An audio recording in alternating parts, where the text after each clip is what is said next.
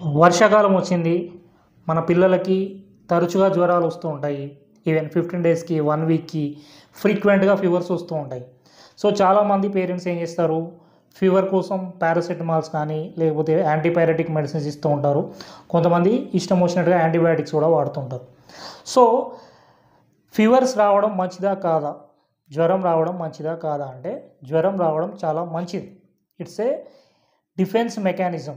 మీ బాడీలో ఎప్పుడైతే మీరు వర్షంలో తడిచినప్పుడో, లేకపోతే స్కూళ్ళల్లో పిల్లల నుంచి ఇన్ఫెక్షన్ స్ప్రెడ్ అవుతున్నప్పుడో, మీకు ఈ బ్యాక్టీరియాస్ కానీ, వైరస్ కానీ మీ బాడీలో ఎంటర్ అయినప్పుడు, మీ బాడీ దాన్ని డిఫెన్స్ చేసే, అంటే దాన్ని ప్రొటెక్ట్ చేసే మెకానిజంలో మీ శరీరం వెచ్చగా అవుతుంది.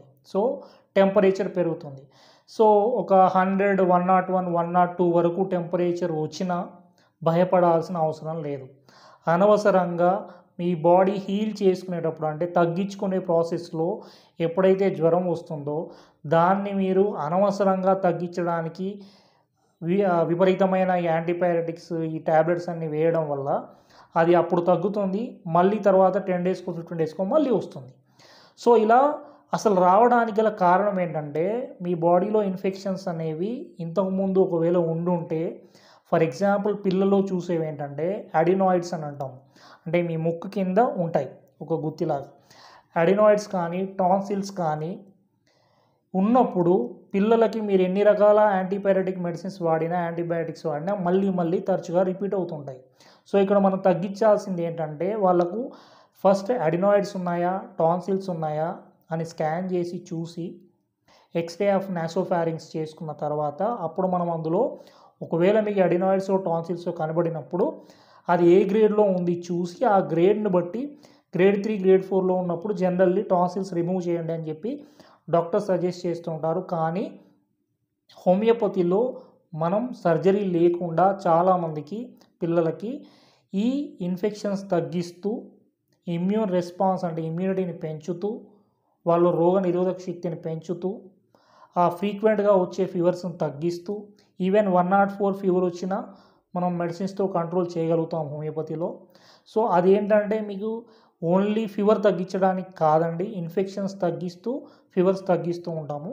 సో, చాలామంది పొరబడేది ఏంటంటే, ఫీవర్ వస్తే ఫీవర్ తగ్గించాలి, ఇమ్మీడియేట్‌గా తగ్గించాలి, ఒళ్ళు వెచ్చబడకూడదు.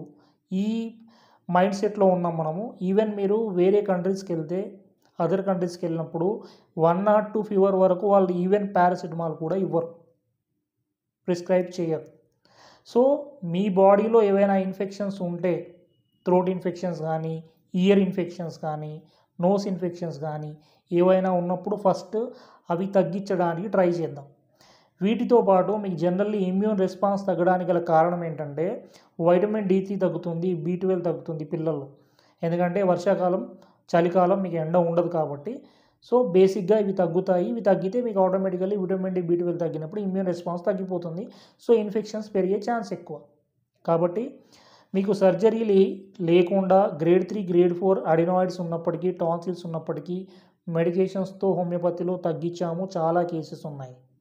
సో, మీ దగ్గరలో హోమియోపతి డాక్టర్‌ని ఫస్ట్ కన్సల్ట్ అవ్వండి.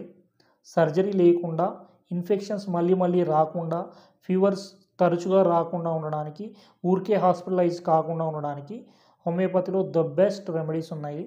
సో, మెడిసిన్స్ పేరు చెప్పొచ్చు కదా అనుకుంటారు. కానీ కొన్ని రకాల సిట్యుయేషన్స్‌లో వాళ్ళకి సీజర్స్ వస్తున్నాయా, అంటే ఫిట్స్ వస్తున్నాయా, లేకపోతే వాళ్ళకి జనరల్ మెకానిజం ఎట్లా ఉంది, ఆ పిల్లాడు ఎంత హైట్ అండ్ వెయిట్ ఉన్నాడు, వాళ్ళ ఎమోషనల్ స్టేటస్ ఉంది, ఇవన్నీ చూసి కన్సిడర్ చేసి మెడిసిన్స్ ఇవ్వాలి. కాబట్టి ఈ మెడిసిన్ దీనికి పారాసెటమాల్ లాగా ఇది వేసుకోండి అని చెప్పి చెప్పలేం.